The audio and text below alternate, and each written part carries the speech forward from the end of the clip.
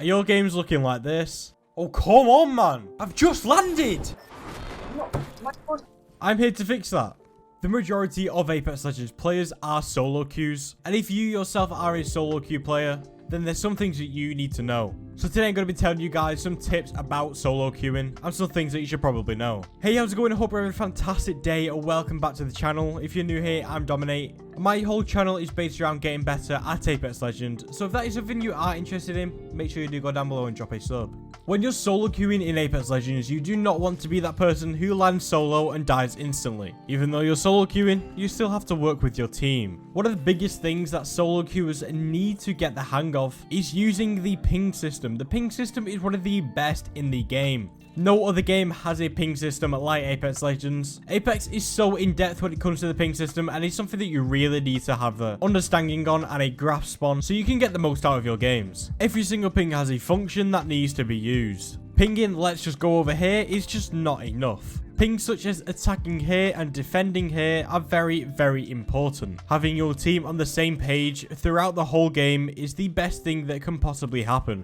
So making sure your whole team knows what you are doing or what you want to do. That is, if you are becoming the IGL, the in-game leader. If you're telling your team what to do, you need to be telling them what you are going to do. You need to be saying you're attacking here, you're defending here. Those two, in my eyes, are some of the most important pings within the game. Oh, and when you go up to ping something, and if it has the hand icon, make sure to ping it. That lets you know that your teammates need that item, whether it's ammo, healables, an extended mag, sight, absolutely anything. If it has a raised hand icon, make sure to ping it. Your teammates need it. Oh, and finally, talking about pings, stop spamming. There's no need to spam, so stop that right now. So yes, pinging is one of the most important things that you can possibly doing when solo queuing. But there are a couple of other things that are going to make your solo queue journey much nicer. And one of those things will be what legends to pick. Now, if you want to know what the best legends to pick are, then I'll have this video in the top right hand corner of the screen and in the description below, which goes over the best legends to be using if you are solo queuing. These go over why they are better than the other legends. If you want to see every single legend and where it ranks on the tier list, make sure you watch that video now. But I'm going to say this one right here and right now, that I truly believe that Octane is the best solo queue legend out there. And no, trust me, I'm not biased. When it comes to fighting, Octane is amazing in solo situations and team situations. He can get him in and out of fights very, very quickly and get his teammates in and out of the fight very, very quickly.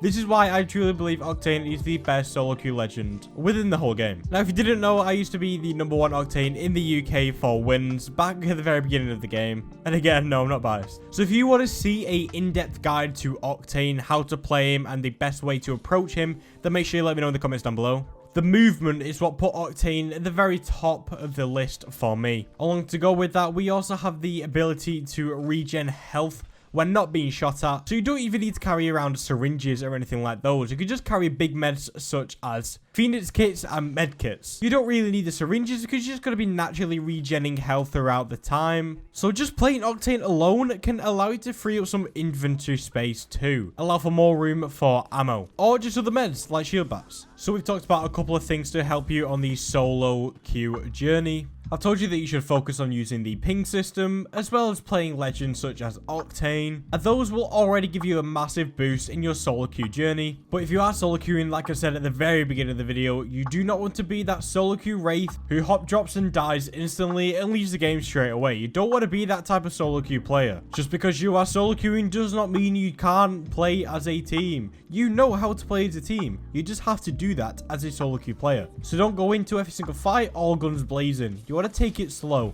When playing solo queue, your games come so much more slower. If you're playing it the correct way, your games should be slower. You or your team make decisions by A, either having your mics on, or 2, just using the ping system the correct way, like I showed you how to before. So yeah, you need to communicate in whichever way or form that will be, whether that's A, with mics on, or 2, with pings on. But you play as a team, you make team decisions. Again, you can do that simply through team pings. You can simply just ping, let's attack here, and your teammates can react whether with a yes yes or a no or a maybe. You can do complex conversations through a simple ping. So yeah, your games must be much slower because you want to be taking each team fight very, very seriously. And as I just said, as a team, you want to be making team decisions. So that's how you want to be playing as a solo queue player. Yes, you may be solo, but that doesn't mean that you're still not in a team. Yes, you are. You're in a 3-man team. Apex Legends is a team-based game. If you're not playing as a team, you're not going to win. It is as simple as that. So take your time through team fights. Take your time, figure out who the leader of your team is and follow them. If that's you, then that's absolutely fine. If you want to know how you can become an IGL, the top right hand corner of your screen, that's going to help you a lot. But yes, find out who the leader of the team is and basically just follow their command. It's the best way to play the game. If one person takes the lead, then the whole team knows what to do. They are on the same page. Again, that can be done through a simple ping. So take your fight slow. Assess the situation, follow the leader, and you'll be just fine. The very, very final thing I want to talk about when it comes to solo queuing is that you need to keep your head up high. Solo queuing is hard. It's no joke. Everyone knows how frustrating solo queuing can be and how solo queuing is very popular too. But a lot of people want solo play within Apex anyway. And that just simply shows how many people are a solo queue player. But yes, solo queuing can be very, very frustrating. You just got to stay motivated. That's all you've got to do. Keep your head held high. Yes, it may be hard at times, but when you get that win, it's going to be 1, deserved, and 2, it's going to feel so good. Now, one thing that I am going to say is, yes, you may be a solo queue player, but you're going to be having so much fun if you have a team. I know this isn't the easiest thing to do, but when you can go down into my Discord server and ask to play with some people in there, but because my server isn't the biggest, you can also join some other looking for group servers, even that's just some other YouTubers. Like, I'm sure if you go into Tim Provisions or anyone's like those, you're going to have a lot of people wanting to play with you. All you got to do is put yourself out there. You got to say who you are, what you want to play, and who you want to play with. That kind of thing. If you want to play ranked, you just say your rank and you say what type of people you want to be playing with. If you want an aggressor on your team, then ask for an aggressor. If you want someone to stay back and heal, like a lifeline, someone like that, then ask for that. People are more than happy to help.